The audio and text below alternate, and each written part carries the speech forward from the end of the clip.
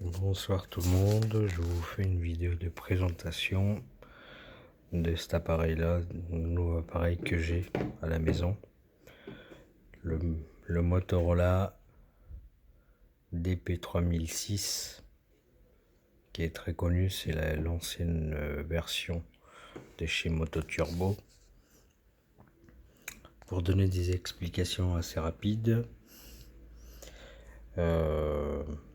j'ai le bouton menu où je peux aller sur les contacts, les scans, zone, les outils. Il y a pas mal d'outils d'utilisation. Après j'ai le bouton back pour pouvoir comment dirais-je sortir des zones des outils et compagnie là. Voilà, bah là je suis sur le canal 8 PMR, sur le canal 15 ou 16, je sais plus, non c'est le canal 15, avec la petite antenne qui va bien, toute petite. Là, comme dans tous les appareils connus avec le bouton orange, c'est le bouton d'urgence qui peut être programmable dans pas mal des choses. Là, c'est le bouton marche-arrêt, éventuellement. Et voilà. Ça, c'est le bouton programmable pour faire pas mal des choses, pour mettre le squelch en analogique, pour faire pas mal d'autres trucs, mais que je n'ai pas en souvenir. Le PTT, des boutons qui peuvent être programmables. Par exemple, là, sur ce bouton-là, il y a mon indicatif de programmer. Ça, c'est pour la puissance, le bouton de puissance, low et HI. Voilà. Et éventuellement, comme dans tous les postes, le clavier, il peut être modifié.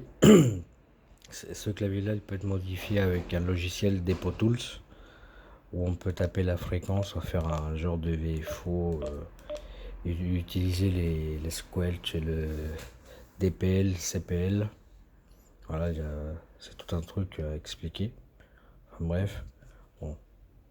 Le petit officiellement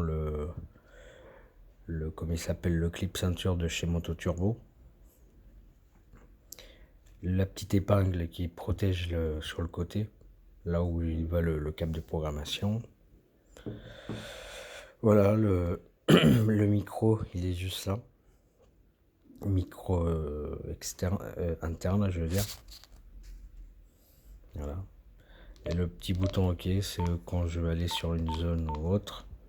Par exemple, je vais aller sur la zone des F1ZGI. Voilà. Hop, tac. Je vais aller sur la zone DMR 446 DPMR. Voilà, bah, je tourne le bouton. Et j'arrive sur tout ce qui est 446.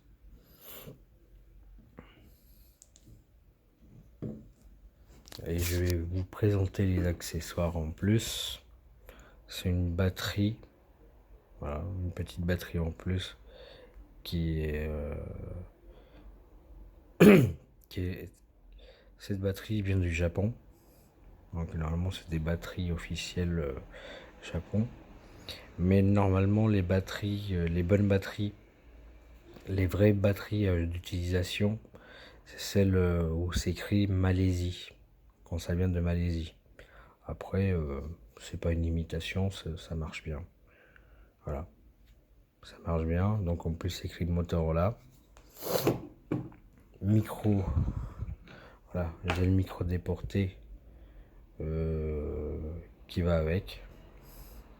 Et en plus là c'est écrit Malaisie, Made in Malaisie. Voilà, quand ça vient de Malaisie, ça veut dire que c'est un vrai micro qui est adaptable pour cet appareil là. Donc qui va sur le côté, tac.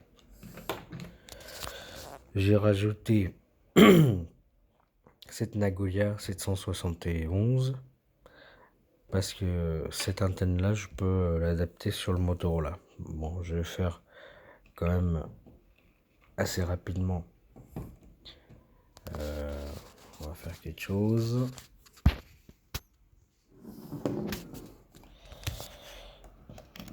Voilà, je tourne. Je retire la petite antenne. Et je peux mettre cette antenne adaptable. Et normalement, les Motorola, ils sont pas faits pour mettre des antennes comme ça. Voilà. Donc, bon bah, enfin, voilà, c'est comme ça. Mais de la version DP4801 ATEX ou normal, normalement, il n'y a pas le... Tu peux pas mettre d'antenne, c'est que l'antenne du constructeur. Voilà, ça c'est l'antenne du constructeur, mais c'est de l'ancienne version de chez Motorola. Donc c'est cette version-là, les DP3006 ou DP3601, même les DP3400, DP3401, c'est l'ancienne version, donc ça a été fait pour mettre une antenne autre que celle du constructeur. Voilà. Et pour terminer, le petit câble de programmation, bah il n'y a rien d'extraordinaire. Hein. C'est comme le micro déporté. Hein.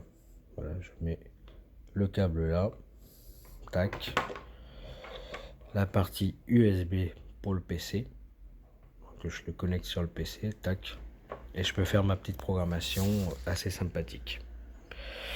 Voilà, ici c'était 14 Foxtrot Romeo Sierra 2175, l'opérateur Mathias Nord de Paris, qui vous dit à bientôt pour d'autres vidéos. 73.